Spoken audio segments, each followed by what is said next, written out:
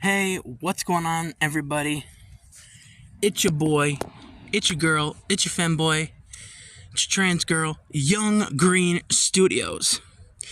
And welcome to episode 14 of IMR Scary Tales. I haven't played this, or I haven't done a reaction video here in a while, guys. So, please go check out my YouTube channel. We're almost on the road to 400 subscribers. And my birthday is next month. I'll be 25 years old, fam. Man, I'm getting old. And people keep calling me queso. I do not look like no queso. Like, come on, bruh. I ain't no queso. Anyway, tomorrow night, I will be going. As you guys know, I live here in Buffalo, New York. And at the Buffalo, New York, downtown Citizens Bank Center will be wrestling WWE SmackDown. And your boy, your girl, will be there. I don't know if any of my fans will be there, but if you see me, I'll be wearing a Roman Reigns shirt. I think that's his name. I'm sorry, I haven't seen wrestling in a while because I don't have cable. But anyway, yeah, I believe it's a saying that Roman Reigns said. Anyway, I'm excited. I'm really, really, really flipping excited. I've been to an Ariana Grande concert here in Buffalo, New York. I've been to a Garth Brooks concert, I believe I was at. I was at a couple other concerts with a couple of my friends as well. I got to see Guns N' Roses with one of my friends in the past. Not here, but I think it was Darien Lake. I don't remember. It was so long ago. Anyway, I've been to Disney World in Florida or California. I don't remember which one it was. I've been to Darien Lake, Fantasy Island. Fantasy Island isn't a thing anymore. It's called something else now. I've been to Cleveland, went to the Rock and Roll Hall of Fame, and watched that shit. And I keep making music because one day I would like to be inducted into the Rock and Roll Hall of Fame because I'm a pop star, and that's where pop stars go. I do a lot of my stuff. People label it as R&B, or they label it as a lot of other stuff. But anyway, as you can see here, it's a 5 true disturbing horror stories animated. It was uploaded 10 hours ago. That's the one we're watching after I finish my rant. Anyway, as you guys know, please go subscribe to them. Full credit goes to them. IMR Scary Tales. I am so sorry for episode 13. I know that one wasn't the best. It was good, but I think it was too gory for my audience. I didn't expect IMR Scary Tales to go that detailed with blood and stuff. So I am so sorry. From the bottom of my heart, I'm sorry about that type of video. Anyway, this is another McDonald's horror story. I really hope it's a little more tame. I didn't get yelled at from YouTube for the video, so that's a plus. Anyway, yeah, I was supposed to be living with my mom, because my sister was moving out, and, you know, my mom is in a wheelchair, and it's kind of hard for her to move around and get to her doctor's appointments, so I was going to live with her to help her with that type of stuff. Because my dad is also kind of disabled. it's hard for him to walk as well. So, you know, by me having an able-bodied person there, it makes things easier, you know, to go do laundry, shopping, help with shopping anyway, you know, so. But my sister lost the apartment, so she has to stay with my mom, which I guess makes it easier for my mom for now. Anyway, I'm in the process of cleaning my bedroom here in Buffalo. I'm not telling you where my mom lives because, well, that would just be plain stupid. Anyway, I love you all so much, and I hope you guys enjoy this episode. Episode 14. I can't believe we're at episode 14, y'all.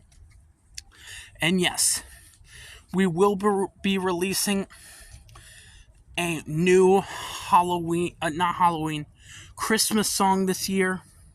It's been a while since, I think we released a Christmas song last year, and it blew the hell up. I think it got like 50 views or something like that, so that's pretty good. At least for my small channel, I consider that good. And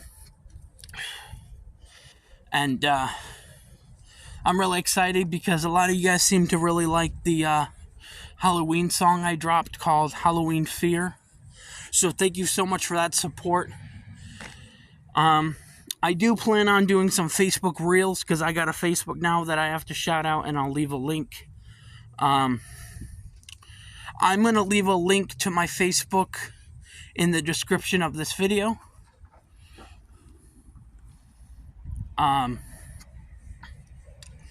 So go follow me on Facebook, and I can friend you and whatnot. I don't have the link on my link page in my bio because, well, I have a lot of links there. You can only have a maximum of 13 links, and that's what I have. Because I shout out two of my closest friends and ex-girlfriend, Acid Ash, and my ex-boyfriend, actually, Sam, aka Fair and the Fox Gaming. Fair and the Fox, actually. Go check him out, subscribe. Go subscribe to Acid Ash. And if you're into Abydale, I'm not going to get into what that is, but if you know what it is, go to Acid Ash's channel. Go to her second channel, which is Mommy Ashy. It's the same profile picture as her main account. So, without further ado, without wasting your time, I'm excited for this video. Strap in, grab your drinks and popcorn and snacks, Halloween candy, whatever you have, alcohol if you're an adult, wine. Grab your pets and snuggle in tight as a family watching on your TV or whatever. Because this video is 32, well, it says 32 minutes and 12 seconds, but because of my intro, it was already going on for 8. Yeah. And we edit the thing now so that we have our intro anyway, too. So, let's get into this. Enough chit-chat. Let's get in the video. And we are back. Alright, I know you can't see me the best. I'm sorry. It is a little bit darker now because it's getting winter. But this is 5 true, disturbing horror stories, animated. I don't know if they're all going to be McDonald's related, but anyway, strap in. Let's get into this. I had only been travel blogging for about a year before one of my reviews of an old traditional hotel went viral. The hotel invited me and paid me to review it further, and that is when I realized that my passion could mint me some old Benjamins. Just 4 months into this new business, Eli Fitzgerald, owner of an old mountain lodge, invited me to review it for its grand Christmas reopening. The lodge had been closed for nearly a century, buried in an avalanche, but Eli's team had restored it. I figured it would be a quiet week in the Rockies, a good story for the blog. When I arrived, the place felt wrong. It wasn't just the lodge itself, massive and looming, as if it had grown out of the mountains, but the staff, too. They were dressed in clothes from another era, bow ties and long skirts, and spoke in a stilted, old-fashioned way. They didn't really smile.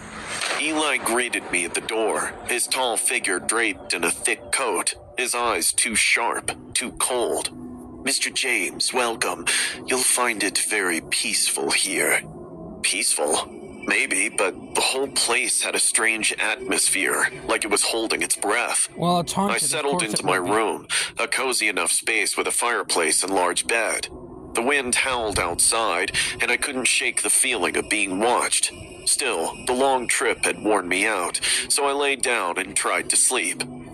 It was just past midnight when I woke to the sound of children laughing. The high-pitched giggles echoed through the hallways, followed by the faintest melody, a piano playing Silent Night, which I remembered from when I tried my hands at instruments in college. Confused, I checked my phone. 12:47 a.m. Eli had told me I was the only guest, so who were the kids? And the music? I opened my door, stepped into the hall, and listened.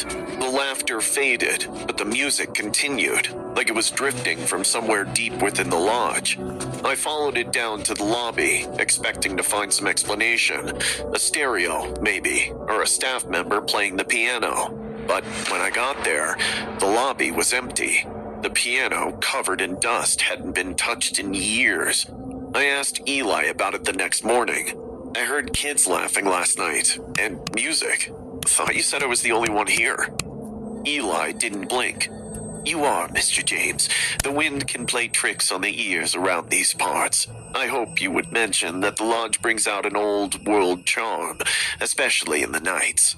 His calm, unbothered response left me uneasy, but I didn't press it. I explored the lodge that day, snapping pictures for the blog, and that's when I found the letters. There was a loose floorboard in my room. After stepping on it a few times, I pried it up out of curiosity. Beneath it, tied together with twine, was a stack of yellowed letters written by someone named Jeremiah Hughes, who built the lodge over a century ago. There was a picture of his accompanying the letters, dressed in an old three-piece suit, a pocket watch to his breast pocket, and a long, wavy mustache. The first few letters were harmless enough, talking about the beauty of the lodge and how his family loved the mountains. But as I read on, the letters grew darker. "There is something wrong with this place. At night I hear it, whispers, scratching at the walls. It wants something from us, and I fear we cannot refuse." Another letter, written days before the avalanche, chilled me to the bone. "The ritual is the only way. We must appease it, or it will take us all." That night, I don't really know how else to say it, but the lodge came alive. The whispering started around midnight, faint at first, like someone just outside my door. I pulled the blankets tighter, trying to ignore it, but then I heard my name. James. Shot up, heart pounding, and saw shadows moving along the walls. They writhed and twisted in ways that didn't make sense, like they were alive, slithering toward me. I backed away, cold sweat dripping down my neck, but they kept coming. "James, come back." I ran out of the room, my footsteps echoing down the hall, but no matter where I went, the whispers followed me, calling out my name. The walls seemed to close in on me, pulsing like they were breathing, and just when I tried to look out the window in the dark, the glass fogged, like someone had blown hot air on it. I took some steps back and reminded myself that I might be imagining things due to being alone at this place, but just when the deep breathing calmed down, I felt someone's cold hand gripping mine. I yelled and ran down the stairs. Thankfully, in the lobby, I found Eli standing by the fireplace, his back towards me.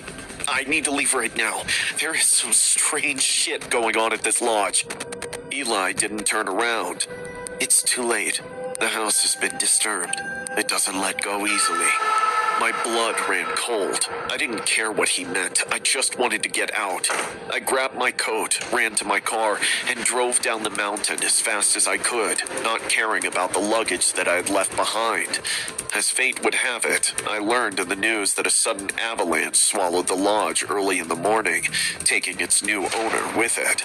Rescue efforts were underway for a week when the authorities finally reached my luggage.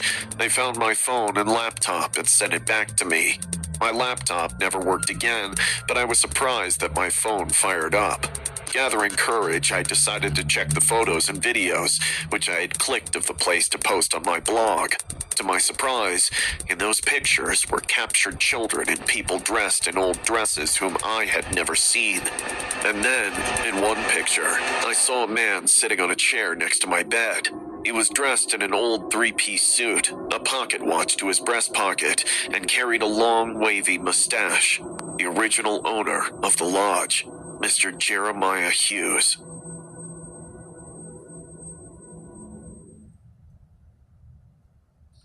Imagine having a secret Started out like any other evening. Just me and Emily, my little sister, heading to McDonald's after school. It was one of those harmless rituals we did whenever we had a chance. Okay, so great. It's not just McDonald's. They just used the McDonald's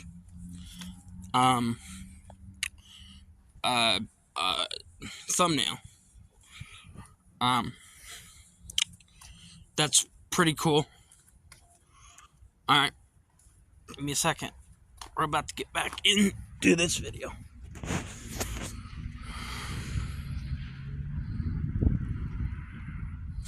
Right now. Emily loved the place, especially the indoor playground, and I didn't mind.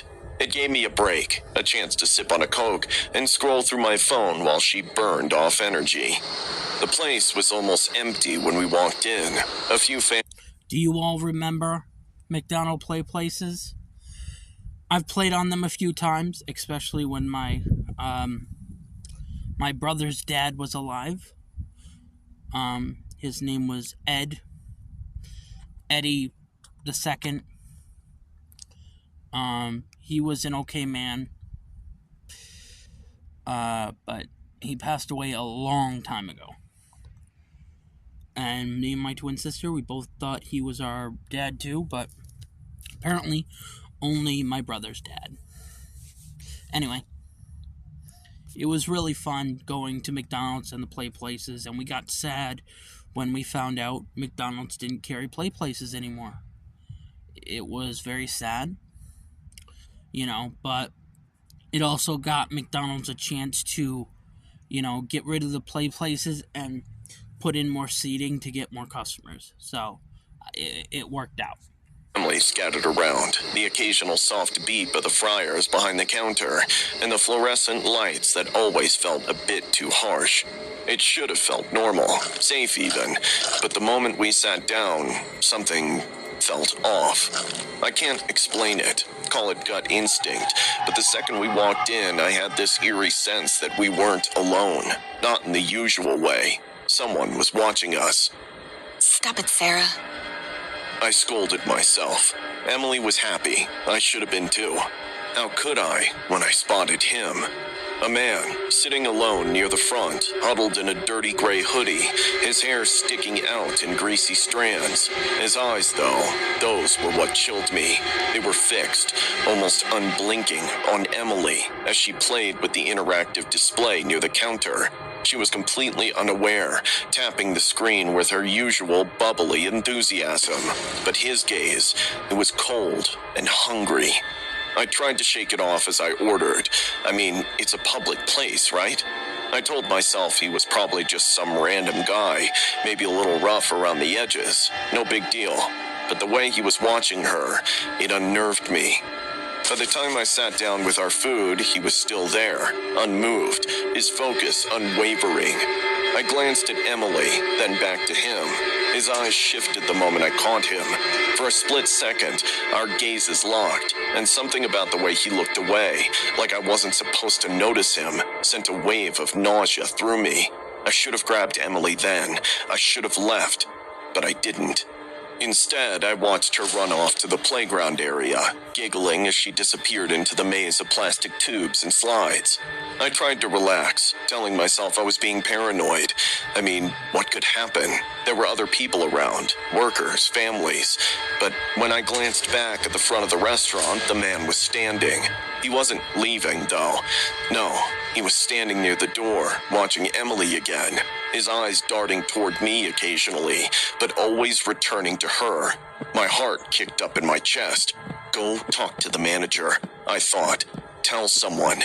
But just as I was about to stand up, he turned and stepped outside, disappearing into the parking lot. Relief washed over me. He was gone. Or so I thought. We ate quickly, my nerves still on edge, and I let Emily play a little longer, thinking the worst was over. I got up to throw our trash away, and when I glanced toward the playground, my heart froze. Emily was gone. Somehow, in the span of mere seconds, he had slipped back into the restaurant. I hadn't even seen him come in, but now he wasn't just watching, he was moving, fast. He was walking out with Emily in his arms, struggling.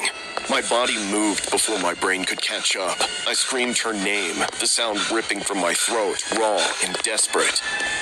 Emily! I ran. Everything around me blurred. Tables, chairs, people. None of it mattered. The only thing I could focus on was that filthy hand gripping her, pulling her toward the exit. Her small body twisted, trying to break free, but he was strong, too strong. She screamed, and the sound of it, that high-pitched, terrified scream, shattered something inside me. I lunged at him, clawing at his arm, his hoodie, anything I could reach. He grunted, his face twisted in frustration, and for a moment, it felt like he might win, like he might rip her away from me and disappear into the night. "You bitch," he hissed. But then, a worker, a teenage boy no older than me, came running. He grabbed the man's other arm, and suddenly, the stranger's grip loosened. He shoved Emily to the floor, and before I could react, he was gone, bolting through the door, vanishing into the dark. I held Emily, shaking. Both of us cried while people crowded around us. Voices blended into a murmur of concern and disbelief, but I didn't care about them. All I cared about was Emily, her small body trembling in my arms, her face pale and tear-streaked. The police came, of course. They asked questions, took statements, but it didn't matter. The man was gone, vanished like smoke, and no matter how much they reassured me, I knew deep down they wouldn't find him. And for weeks, life went on, but I couldn't shake the feeling. Every time I passed a McDonald's, every time I heard the squeak of a playground slide or the shuffle of feet in the crowd, my heart would race, my breath would catch, and I'd find myself scanning the faces around me, waiting to see him again. And then one day, I did. I was with Emily, walking through the mall, when I felt it. The same cold, prickling sensation at the back of my neck. I turned, and there he was, standing near the entrance, his hoodie pulled tight over his face, watching us. I froze, terror clawing at my throat. He smiled, a slow, crooked smile, and disappeared into the crowd. And I knew he was waiting for another chance, waiting for us. Hi there! I'd always prefer her over you. I'd burn for her. I had overheard my son Jason yelling in the garage just before he pulled the car out. I still remember the way it had all begun, quiet and peaceful, but ominous in hindsight. Our family piled into the car for our yearly visit to Matthew, my husband's grave. It was Jason, his wife Lisa, their twins, and of course, Jules. Jules had been the kids' caregiver for about a year, helping out around the house. She had become family, the daughter I never had. Jason insisted Jules sit in the front with him, leaving Lisa to tend to the kids in the back. I noticed the way Lisa stiffened, her eyes darkening for just a moment before she forced a polite smile. That was Lisa, always composed, putting my son before herself, even when something ate her away. But there was no hiding the tension that hung in the air, thick and stifling. I should have said something, anything, but I chose silence, and that was my worst mistake. At the cemetery, the day stretched long and dull as we cleaned the grave. The kids ran around, laughing, while Jules helped with the cleaning, always staying close to Lisa and closer to Jason. I noticed, and so did Lisa. I caught her watching them when she thought no one was looking.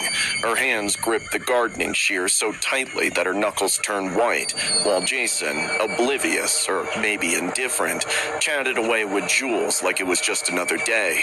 Little did we know, it wasn't. The ride back home was silent, save for the occasional giggles from the kids. Lisa stared out the window, pale like a ghost. Jason was unusually quiet too, but his actions screamed betrayal. The casual brush against Jules's thigh as he shifted gears, the stolen glances, the shy smiles.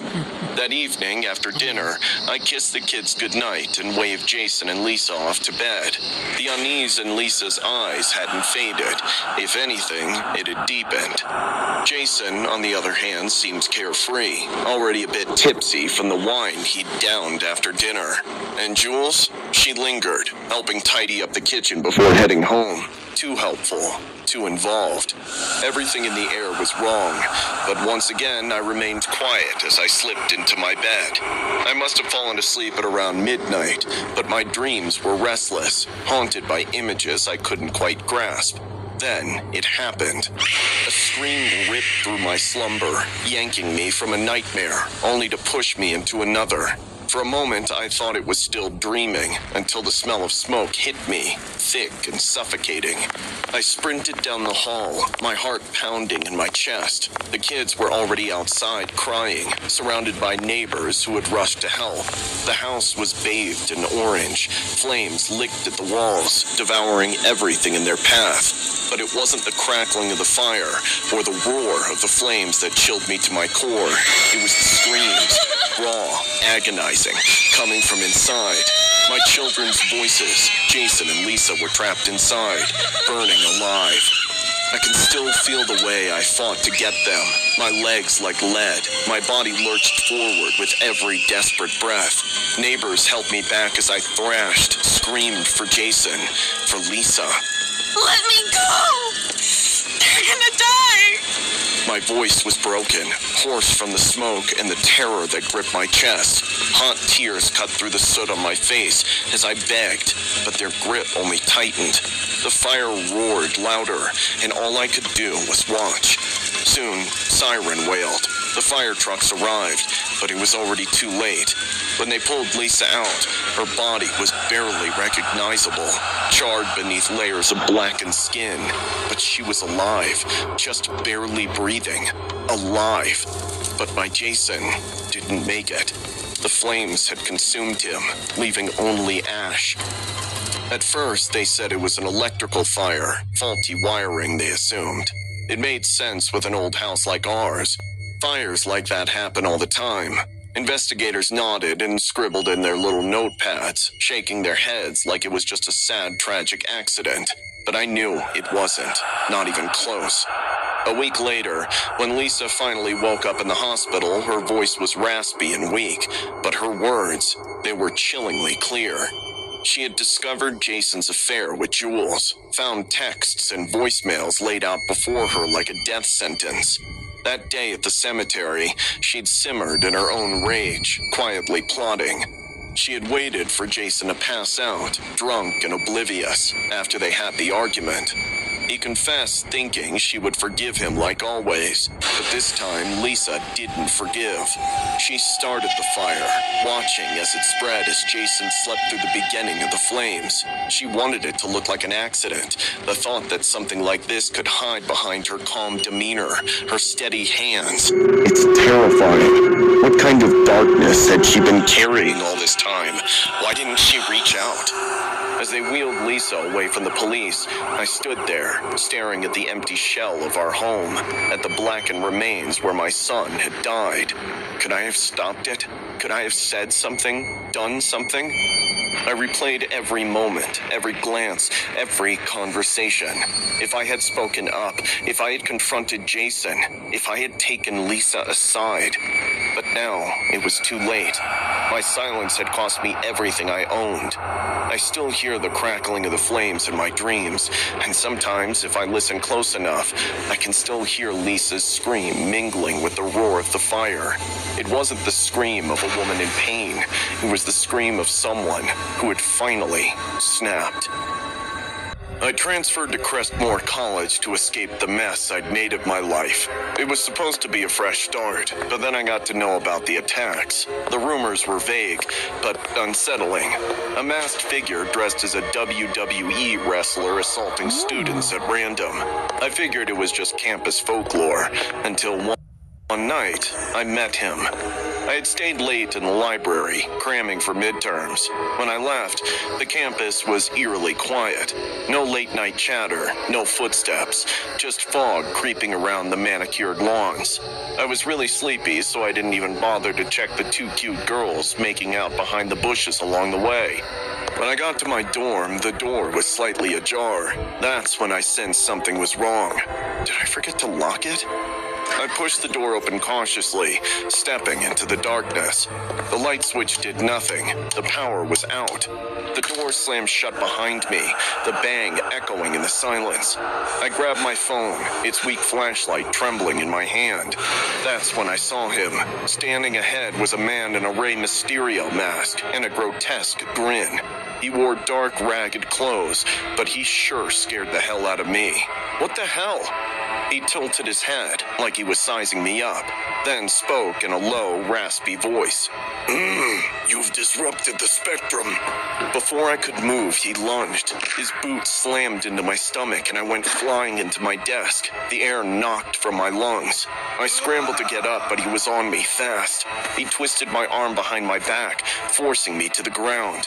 You're distorting the frequencies, yeah. Help! I screamed. I elbowed him in the ribs, managing to break free. I almost got to the door, but he blocked my path and swung a sharp kick, sweeping my legs out from under me.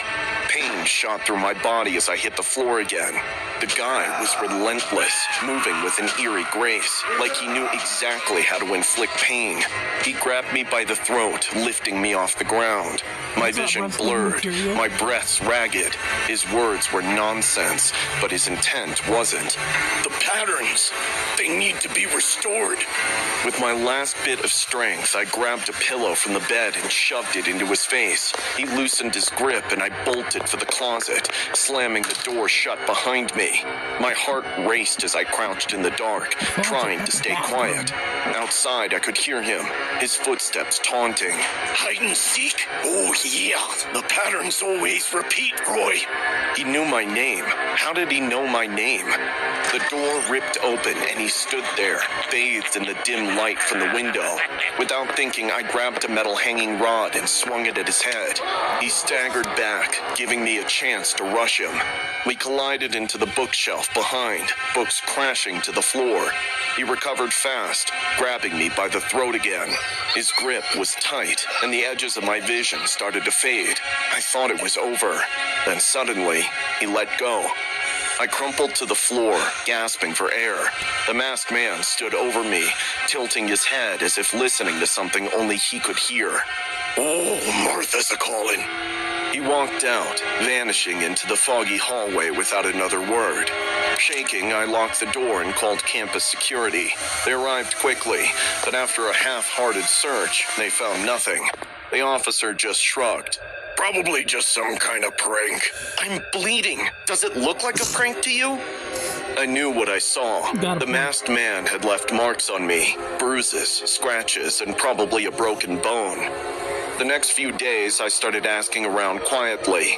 I found other students who had been attacked, but they were too scared to go to the authorities. A music major had been assaulted in the practice rooms, accused of silencing melodies. An art student was attacked in the studio, the masked man ranting about corrupting colors.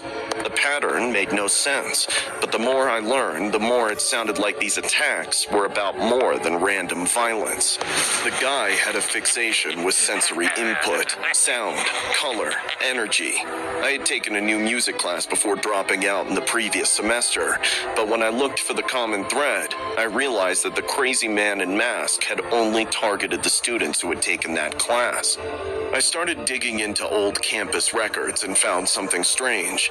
A year ago, there was a student group called Martha, Multimedia Arts Research and Therapeutic Healing Association. They explored the connection between art, music, and healing, but the program was shut down due to lack of funding. One student, Max, was heavily involved, who belonged to the same frat house as me. It didn't take much to put the pieces together. I inquired around and learned that he had run some kind of lab above a drug den close to campus. With a nervous heart, I entered the old abandoned multi-story, where the druggies from our college and around flocked. It was a scary experience, but I found some frat members there who bumped me in. I crossed the creepy, dirty, probably infected stairways of the place before reaching a locked room above where loud music played. I had a hunch this was it, but I was wise enough to not go and get beat up again. I went out of the house and called the cops, explaining everything. About an hour later, the cops infiltrated the drug den. It suddenly became chaos as drugged-up kids my age walked like zombies and desperately tried to run away. I kept on the lookout for Max. I had seen him once at a frat party before, so I was certain that I could recognize him, but I didn't even need to. The second-floor window was suddenly broken, and out emerged a man on the shed wearing a Rey Mysterio mask. He howled, "Martha lives forever, oh yeah," before jumping down. I rushed ahead to find him screaming, one of his legs broken and a bone poking out. 2 cops arrived and cuffed him while he cried. As I started taking him away, he finally looked at me and realized that it was my doing. "You took my funding, yeah. You took my groundbreaking research away. You took my Nobel away. My Nobel. I will kill you. I will kill all of you. Rey Mysterio will take you down." After the police took him, I went inside to see his lab. There were Rey Mysterio posters everywhere, hundreds of buds of joints thrown around carelessly. The place was messy, but there were equipments and gadgets. Something inside him was definitely broken, and when he realized that he couldn't do anything about his research, he assumed the form of his favorite WWE star and attacked those he thought took his funding, the new music class students. Let's go, Rey Mysterio. It started like any other day. Just me, my delivery truck, and the endless loop of houses. I've been working for Amazon for a couple of months now. You get used to the routine, the predictability. But nothing could have prepared me for what happened that day on Elm Street. I was nearing the end of my route when I pulled up in front of an old 2-story house.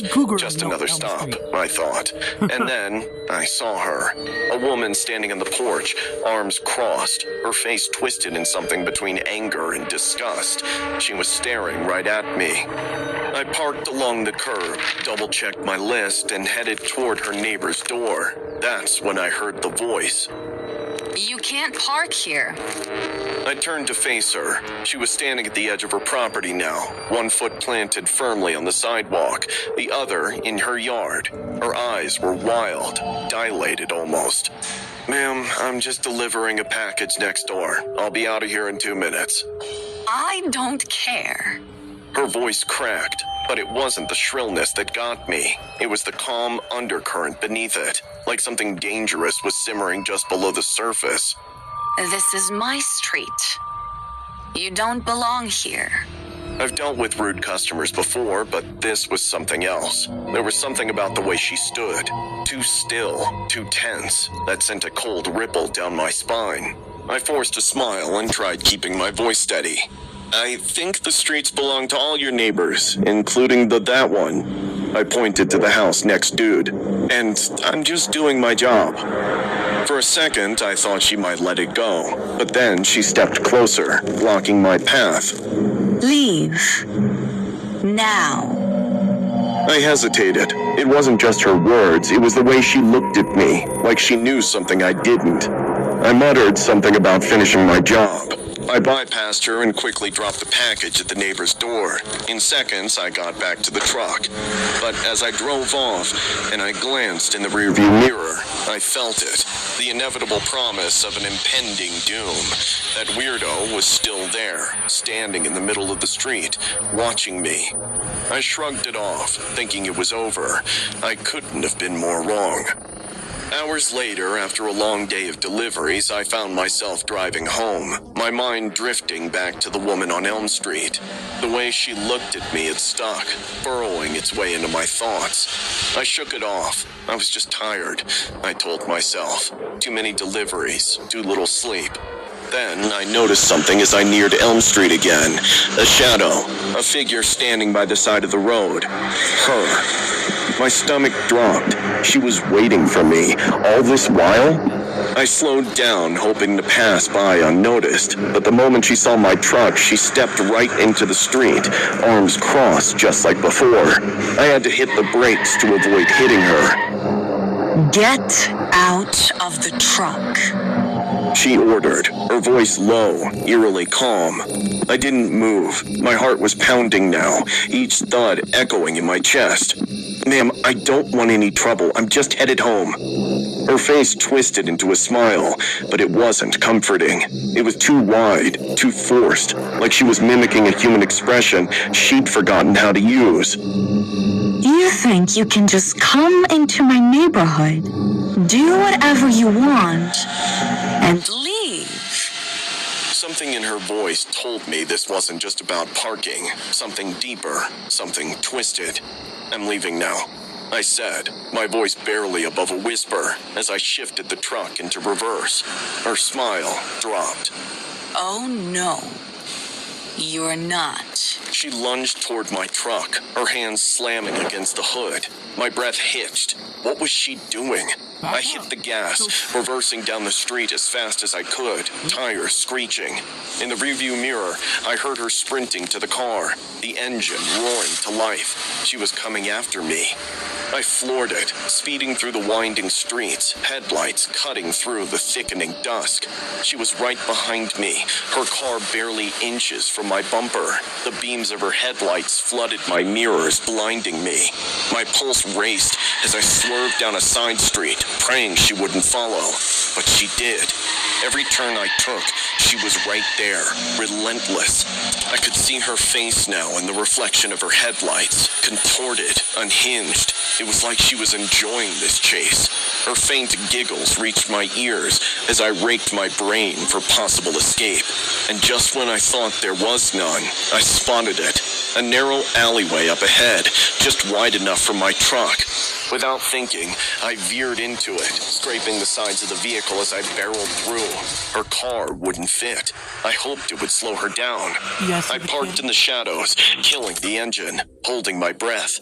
Everything was silent for a moment. Then I heard it, the crunch of gravel, the slow roll of tires.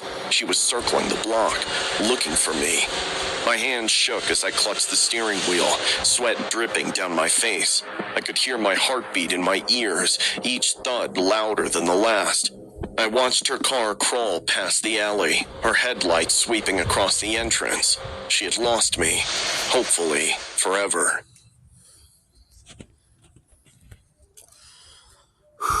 Well, that has been episode 14 of IMR Scary Tales. Oh my god, I'm sorry, it's been a while since I recorded one of these. I have been busy. I hope you guys don't mind. Videos are kind of lacking considering every weekend I go to my mom's house. And I'm also cleaning my bedroom on days I'm not there. So, getting ready to kind of move to an apartment or just trying to throw out shit. So, again, really sorry. But thank you so much for watching. Like, comment, subscribe, and enjoy. And don't forget to subscribe to IMR Scary Tales. Link is in the description, along with my Facebook. Which I will be doing videos on my Facebook soon. Thanks so much. Bye. went together.